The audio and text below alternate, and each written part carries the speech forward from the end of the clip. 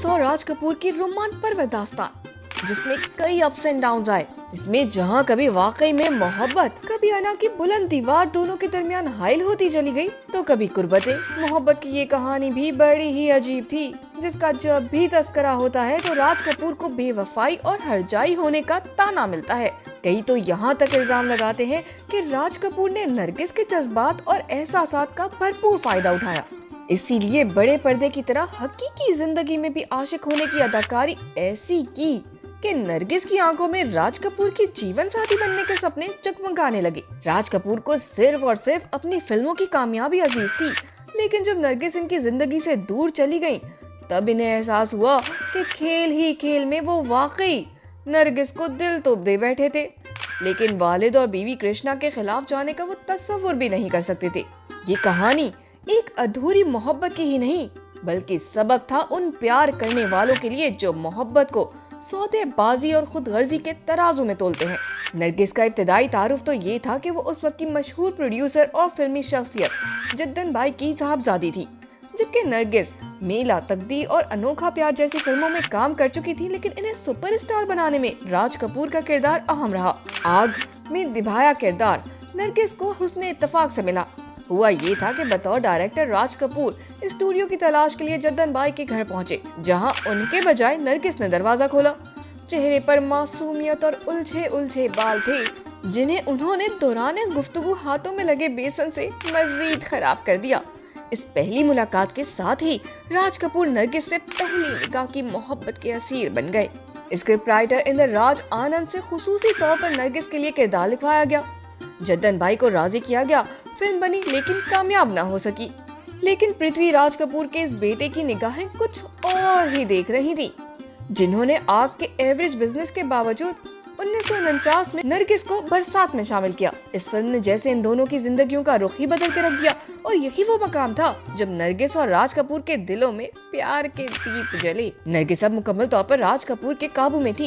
इनकी मोहब्बत में गिरफ्तार होकर वो ही सब कुछ कर रही थी जो वो चाहते थे। मोहब्बत का ये आलम था कि राज कपूर को बरसात की अक्सबंदी के लिए सरमाया जब कम पड़ा, तो नरगिस ने प्यार के हाथों मजबूर होकर अपने हाथों की चूड़ियां तक फरोख्त कर डाली। Nargis R K. Films and studio की तिजोरियां भरने के लिए दूसरे फिल्म साजों की फिल्मों में काम करने लगी, और जब आर.के. फिल्म्स की बाकायदा बुनियाद रखी गई, तो इसमें नरगिस भी बाकायदा पार्टनर थी। भाइयों की मुखालफत से तंग आकर नरगिस बगावत पर उतर आई थी, यहाँ तक कि अलग घर भी ले लिया था। लेकिन चूंकि वो सिर्फ आर.के. फिल्म्स के लिए काम कर रही थी, इसीलिए वो घंटों स्टूडियो में बैठी रहती और इंतजार होता कि कब इनकी फिल्म श्री 420 की अक्सबंदी शुरू हो।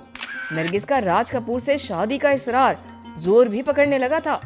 इसी दौरान श्री 420 जब पर्दे की जीनत बनी, तो नरगिस को पहली बार एहसास हुआ कि इनका किरदार जानबूझकर काटा गया है, मगर हाय री मोहब्बत जिसकी खातिर वो ये बात भी सह गई। और इसी दौरान नरगिस जिंदगी के ही नहीं, प्रोफेशनल जिंदगी की भी बड़े फैसले करने वाली थी, और चुपके से वो वाकई राज कपूर की जिंदगी से निकल भी गयी। इनकी आखिरी फिल्म जागते रहो में इनका किरदार मेहमान अदाकार से ज्यादा का नहीं था। राज कपूर को बताए बगैर उन्होंने भाई अख्तर हुसैन से मदद मांगी और दूसरे हिदायतकारों की फिल्मों में काम करने की सिफारिश कराई। जब भी हिदायतकार महबूब खान की मदर इंडिया मिली, कई बरस पहले आग के जरिए नरगिस की जिंदगी में राज कपूर आए थे, और मदर इंडिया के सेट पर लगने वाली आग से सुनील दत्त, जिन्होंने जान पर खेलकर नरगिस को शोलों से महफूज रखा। नरगिस को सुनील दत्त की ये बहादुरी और जीदारी जैसे भासी गई थी। वो दिल में कोई फैसला कर चुकी थी। सुनील दत्त सेहतयाब हुए तो वो अक्सर तकरीबात में उनके साथ नजर आने लगी।